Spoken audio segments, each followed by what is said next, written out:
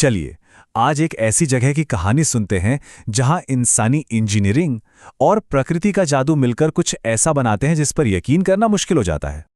अब ये सवाल ही अपने आप में थोड़ा अजीब है ना? राजस्थान, जो भारत के सबसे सूखे इलाकों में से एक गिना जाता है, वहां दुनिया का बेहतरीन पक्षियों का स्वर्ग कैसे पनप सकता है? ये तो सुनने में ही नामुमकिन सा लगता है। तो फिर आखिर ये हुआ कैसे? इसका जवाब वो और भी ज्यादा हैरान करने वाला है।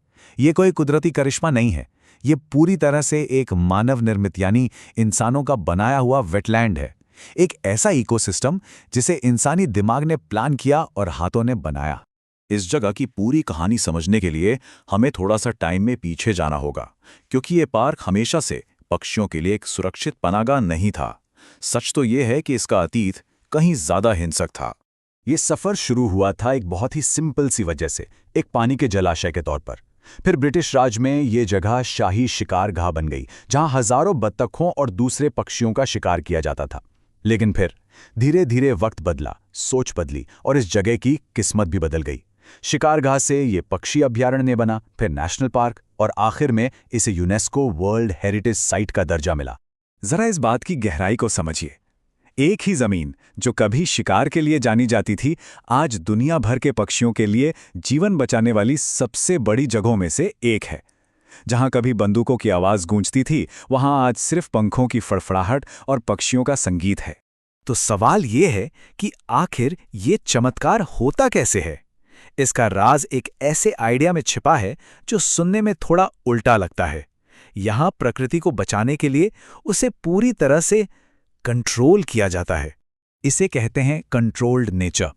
इसका सीधा सा मतलब यह है कि इस पार्क को किसी आम जंगल की तरह अपने हाल पर नहीं छोड़ा गया है। यहां इंसान एक साइंटिस्ट और एक माली की तरह काम करता है, जो इस विशाल बगीचे की देखभाल करता है ताकि ये हमेशा फलता फूलता रहे।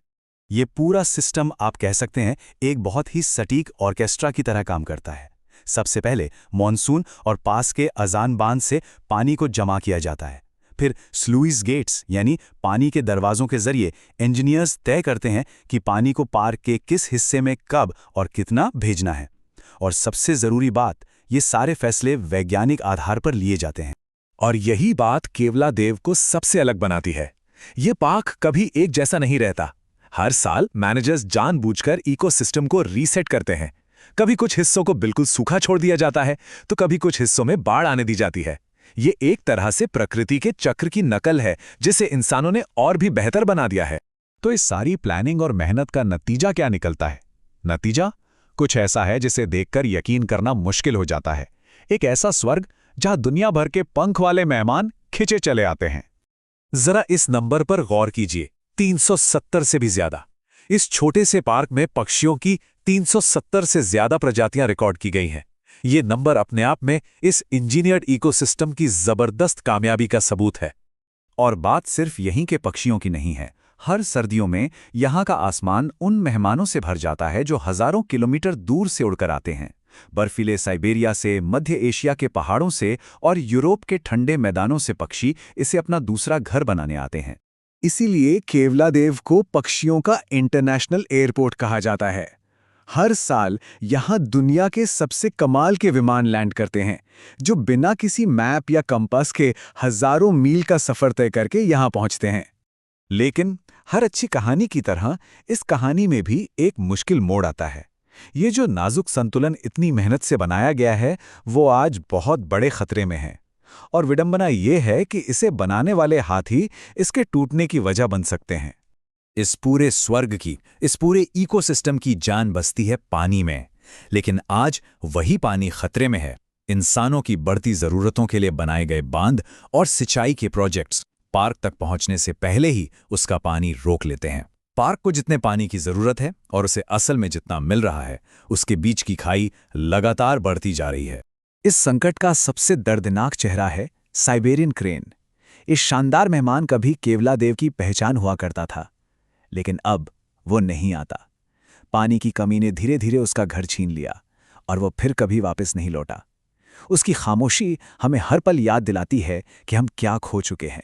और खतरा सिर्फ पानी की कमी का नहीं है।